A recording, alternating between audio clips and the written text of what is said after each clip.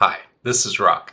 We're going to look at two functions, find and search. The only difference between them is that find is case sensitive and search is not. Okay, let's take a look at the find function. So what arguments does find take? It takes three arguments.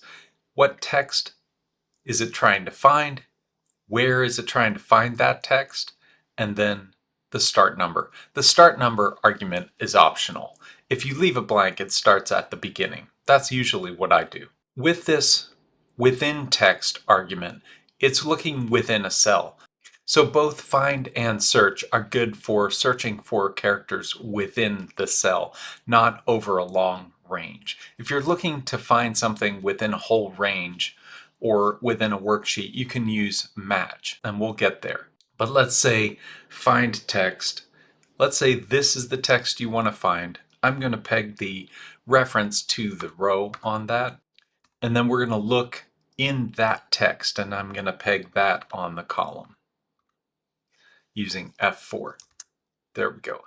We found Fox at character 17. If you count these, including the spaces, 17 is where the word Fox starts. All right, let's copy this and paste it here.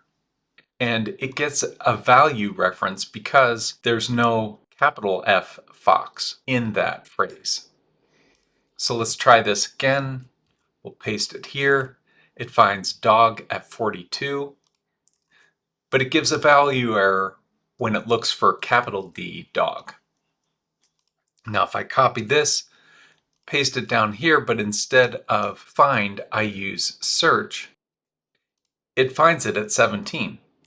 I copy this, I paste it there, it finds it at 17. I paste it here, finds it at 42. I paste it here, it finds it at 42. And that's because the only difference between these is the case of the F or the D. So that is find and search. Next, we're going to look at left and right. See you then.